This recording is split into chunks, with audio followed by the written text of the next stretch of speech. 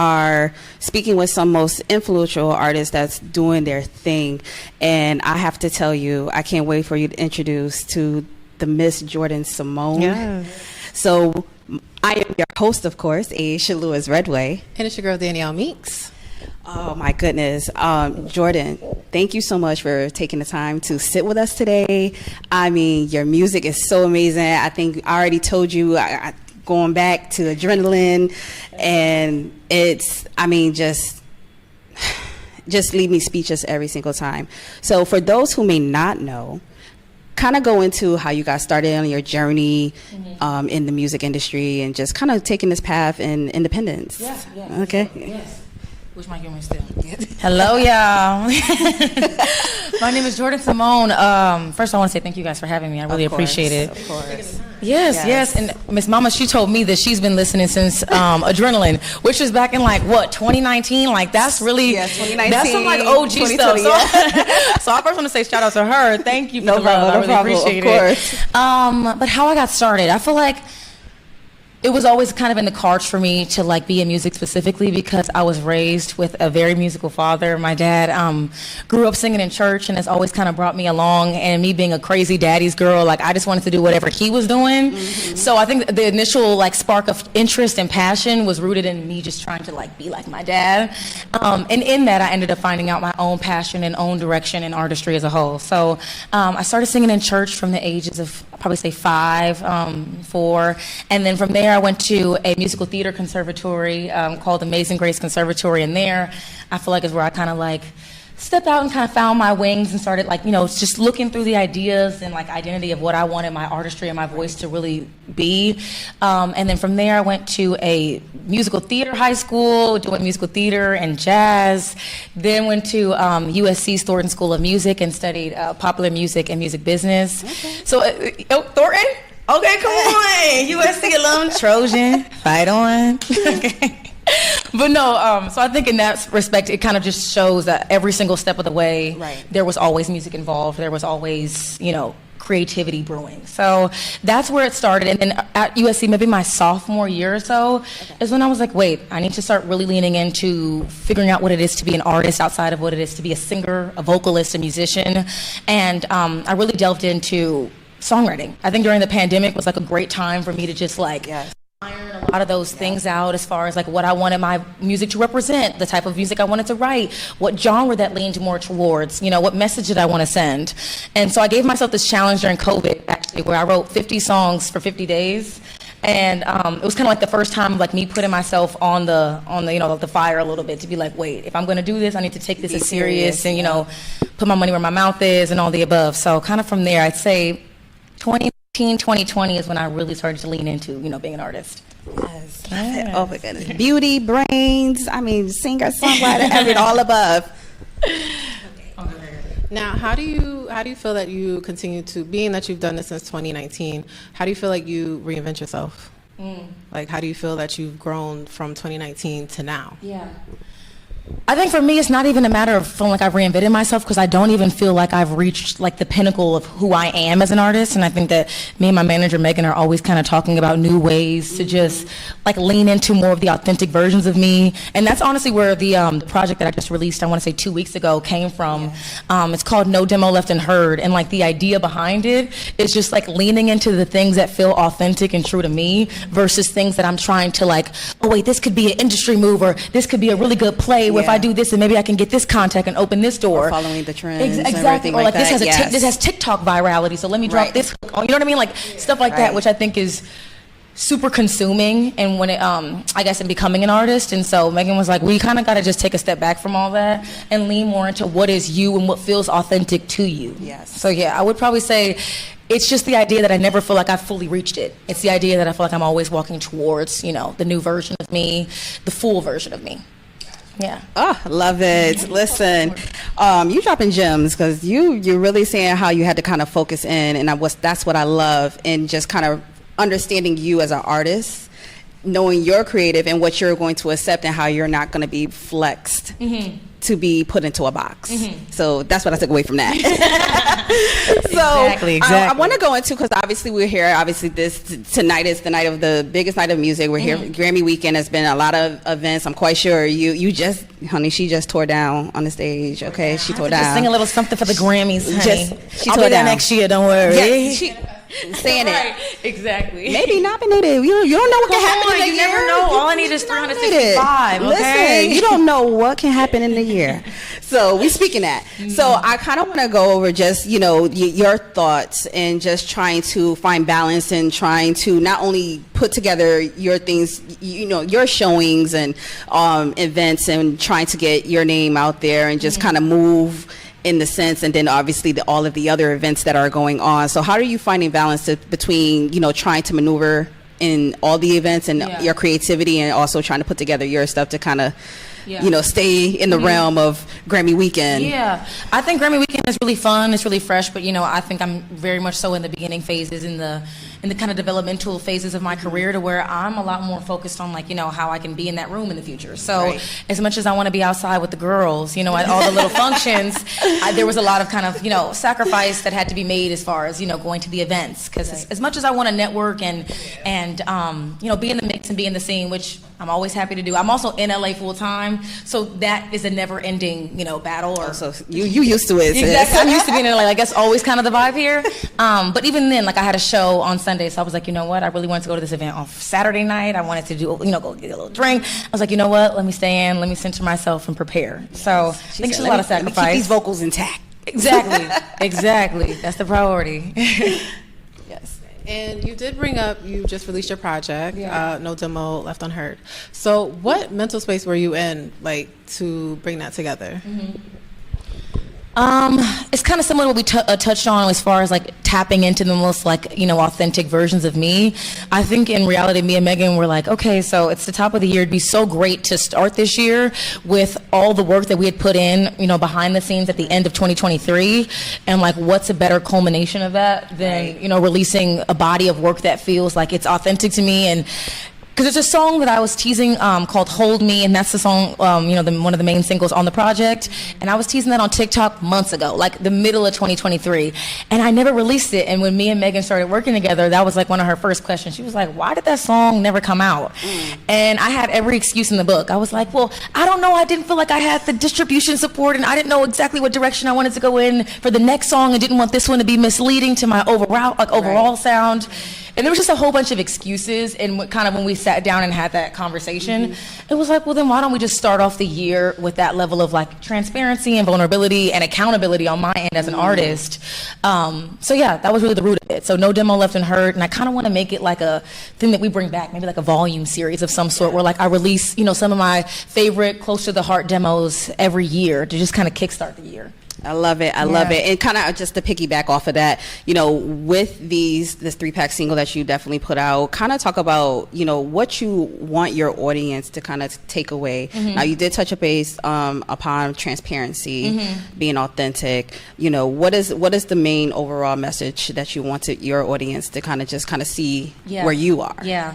I think in reality, I always joke about being the girl's girl. So I think a lot of what I want to represent and be a part of is the idea of sharing the female experience as a whole. Because I feel like there's such a wide range to it. There's love, and there's hate, and there's tears, and there's passion, and there's joy, and there's heartbreak. Tears. Literally, you know what I mean? The experience in itself is.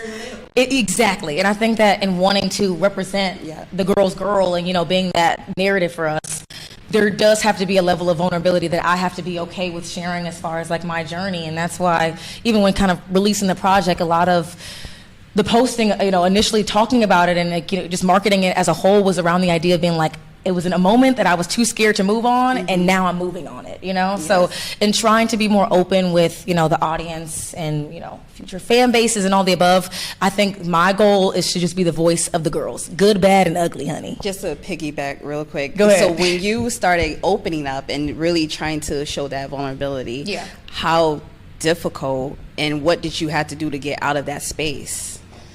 I think it's really just being surrounded by people that are also willing to share that space with me.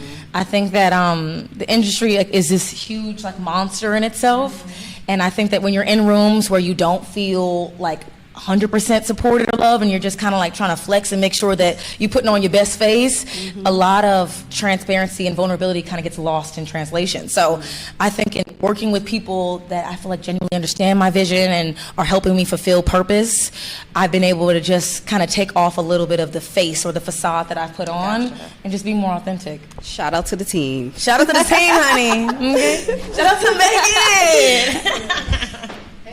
Megan. And what's something that you learned about yourself since being in this industry, and what's something that you know that you're just not going to compromise when it comes to certain things or elements? I think, that's a really hard question. What's something I've learned about myself? I mean, as every creative, I could just really just buckle down on the fact that I'm insanely sensitive, and it's hard because in this career, you're asked to be vulnerable from a creative standpoint, but then from like a business standpoint, it's like, but don't take everything personally. Every no ain't, you know what I mean? Every no, and it's hard to kind of like find that balance between, because I am sensitive, and I did write that song, from a really private place. Exactly. And the fact that you don't like it, and I'm just in this big ass room staring at people like, okay, well, next I'll show you the other few songs. Hopefully you like those. So I think it's been really hard finding the balance between, viewing myself as a brand and, as a business, and then also still being able to come back to center and see myself as an artist and a human. Oh my goodness. One thing I want to say is just like, the industry is a rough place, and of course, like you said, I was kind of whispering, I'm sensitive about my shit, No, and I'm just saying, because it's just like you said, you sit in that room, and of course, label executives, whoever, and it's just like, no, but I don't like that. It's easy for them to be like, nope, let's check that off, but it's just like, you don't understand the energy, the time, the place I had to go to access to create that. Exactly, to create this. Right. Did you even try to see where I was coming from? Like that part. Exactly. So it's just like, and it's just like, I think that's the one thing, like I love about your music is just how true and how understanding that, it's like you're giving yourself grace in a sense, just to kind of for people to be like, you know what, look, I've been through it. I'm going to be the example. I'm shining light. And it's just like, all right, this is probably the blueprint for you to get through this. Exactly. All right, so of course I have to tell you. So of course, we got the word that Victoria Monet actually got her first Grammy. SZA, everybody, and so since I'm talking about the R&B ladies, and we sitting with our uprising and the next. If you had to put together your own Grammy collaboration performance, who are some people you're taking on stage with you? Oh my God. That's actually crazy you bring up Victoria Monet, because she's 100% number one. No, okay, I love her. Exactly, but that's the point. I'm like, I love you. Hopefully you see this. Hey, Victoria, you better holla at your girl. Literally. I would also say like Lucky Day. I'm a huge fan of Lucky Day. I love some Lucky. Yeah, so I think I would do like a little joint collab situation, like a male to female, like, I don't know, dynamic like type thing we play off of. That could be really cool.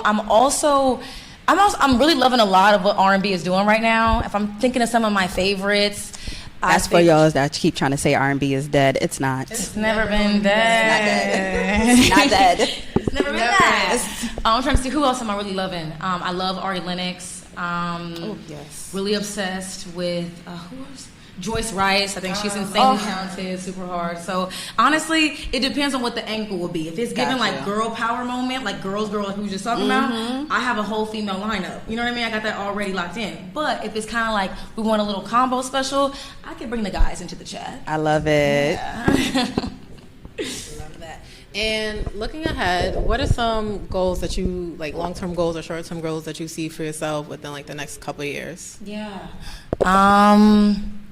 I feel like this industry moves really fast, so I feel like a lot of the long-term goals that I have, I want to believe and manifest the idea that they can happen in as short of a time as 365 days. Me and Megan always joking about, because I just did the national anthem at the Clippers game, what was it, like 3 weeks ago or so? And it was honestly such a scary, nervous experience, but amazing. It turned out great, but was I scared? Down. And literally, I texted Megan, I was like, okay, but we're selling out this stadium in 3 years, no question. So, like, that's an example of a short-term goal. Exactly. And that's 3 years. Am I going to sell the Staples Center or crypto in 3 years? Yeah, but is that a task? 100%. So I really just want to manifest all that I can as fast as I can. I want to go on tour. That's definitely one of my, recent goals, or I guess short-term, that's the word. Short-term goals in the next year or so. I'm trying to see what else. I'm dropping a project this year. That was a goal of mine in 2024, so I'm super excited about that. So I think we're honestly checking off the bucket list in a lot of ways. I'm really excited. And how do you, so you mentioned like you were nervous, doing the national anthem at the Clippers game. How do you hold your composure, especially for like anybody who's like getting into this industry and they're like, well, I'm shy, but it's like, how do you keep your poker face, basically? I'll keep the poker face. I think what I would say is that I am very deep-rooted in prayer, specifically when I'm doing something that has to do with me, like having to put myself out there.